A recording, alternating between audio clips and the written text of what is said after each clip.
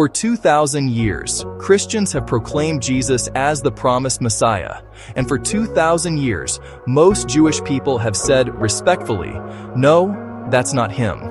And the big question is why? Why the Jewish people reject Jesus? To understand this truthfully, we have to go back to the scriptures. The same scriptures both faiths read, but interpret very differently. Judaism expects the Messiah to rebuild the temple, gather all Jews back to their land, bring world peace, end oppression, and establish a visible kingdom on earth. Not someday, not eventually. Right then and there. Isaiah 2, Isaiah 11, Ezekiel 37:48. Christians say Jesus began the spiritual work in his first coming and will finish the physical work in his second. But Judaism says the Messiah doesn't need 2 trips. That's not how this has ever worked. Isaiah 2:2-4, Isaiah 11:6-9, Ezekiel 40:48, Matthew 24:30. Judaism reads the Shema, the Lord is one, Deuteronomy 6:4, as absolute, indivisible unity. So when Christians claim Jesus is God in the flesh, Judaism sees this as a theological impossibility. God is not a man, says Numbers 23:19, and they mean it literally. To them, the incarnation is not fulfillment, it's contradiction. Deuteronomy 6:4, Numbers 23:19, John 1:14, Philippians 2:6-8. Christians say Isaiah 53 clearly points to Jesus, a man pierced, rejected, crushed for sin. But Judaism traditionally reads Isaiah 53 as the suffering of Israel, God's servant nation. Same chapter, same words. Completely different lens, and both sides insist their view fits the larger story. Traditional Judaism teaches God is one, absolutely without division. Deuteronomy 6:4. God does not become a man. Numbers 23:19.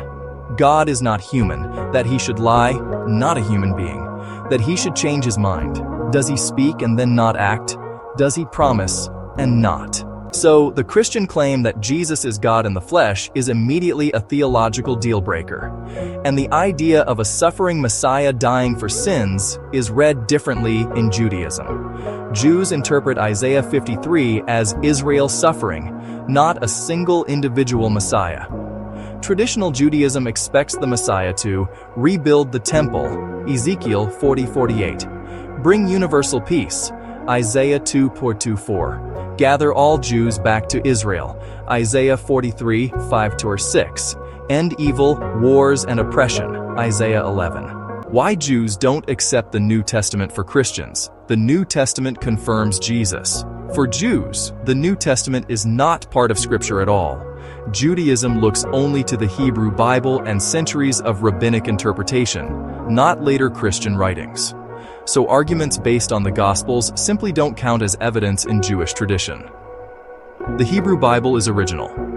The New Testament is not part of their scriptures. Therefore, they don't accept Christian claims built on New Testament authority. Christians say Jesus fulfills the Old Testament. Jews say, show me using our interpretation, not the Christian one. This is a 2,000-year interpretive standoff.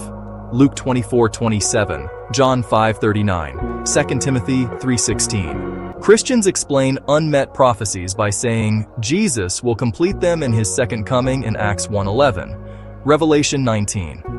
But Judaism rejects the idea outright. Their reasoning is simple. The Messiah comes once, accomplishes the prophecies once, and reigns. No sequel, no parts 2, no cliffhanger ending. Once early Christians opened the doors to Gentiles without requiring conversion to Judaism, the split widened. Later, centuries of persecution done in the name of Christ hardened Jewish resistance even more. For many Jews, belief in Jesus became associated with forced conversions, persecution, expulsion, crusades, the Inquisition. Even if Jesus himself didn't command any of that, history shaped Jewish psychology. Christians believe first coming, but suffering servant, second coming, but conquering king. Jews believe the Messiah conquers, restores, rebuilds, and rules in one era, not two. To them, splitting the messianic mission into 2 visits feels like a theological workaround. Here are the cross-references. Acts 1:11, Revelation 19:11-16, Isaiah 9:6-7. Christian fulfillment versus Jewish context. Christians read the Hebrew Bible through a Christ-focused lens. Jews read it through a nation-focused lens. Christians say, Jesus fulfilled the prophecies. Jews say, those aren't messianic prophecies, or they aren't fulfilled yet. They're reading the same text with two completely different sets of glasses. Even if the theology were settled, history itself drove the wedge deeper. Jewish communities endured forced conversions, persecution, crusades, inquisitions, all done in the name of Christ. To many Jews, believing in Jesus became tied to survival, not salvation.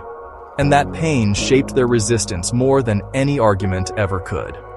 Psalm 44:22, Romans 11:25, Luke 21:24. So why don't Jews believe in Jesus? Because from their perspective, he didn't fulfill the job description, didn't meet the traditional messianic standards, didn't align with their understanding of God's nature, and didn't match the prophetic timeline, all before we even get to 2,000 years of painful history. Christians say the Messiah came twice. Jews say the Messiah won't need to. And somewhere in the middle, Isaiah, Ezekiel, Moses, and the prophets are waiting for people to stop arguing and start reading. Isaiah 2, Isaiah 11, Ezekiel 37:48, Deuteronomy 6:4, Acts 1:11, John 1:11. These are the verses Jews and Christians disagree on. Christian messianic proofs. Isaiah 7:14, virgin birth. Micah 5:2, born in Bethlehem. Zechariah 9:9, humble king riding a donkey. Isaiah 53, suffering servant. Psalm 22, piercing imagery. Jewish counterarguments. Deuteronomy 13:1-3, signs don't override Torah. Numbers 23:19, God is not a man. Isaiah 2:4, universal peace. Ezekiel 37:48, temple restoration. Isaiah 11, wolf and lamb peace imagery. Most Jews don't believe in Jesus because, in their view, he did not fulfill the traditional Jewish expectations of the Messiah, and his divine nature contradicts their understanding of God's oneness. Christians say the Messiah comes twice. Jews say that framework never exists in Scripture. Tough, but true, told with respect for both sides. If you want more deep biblical breakdowns, historical insights, and no-nonsense explanations, hit that subscribe button and ring the bell. Because the truth has depth, and we're not afraid to dive into it.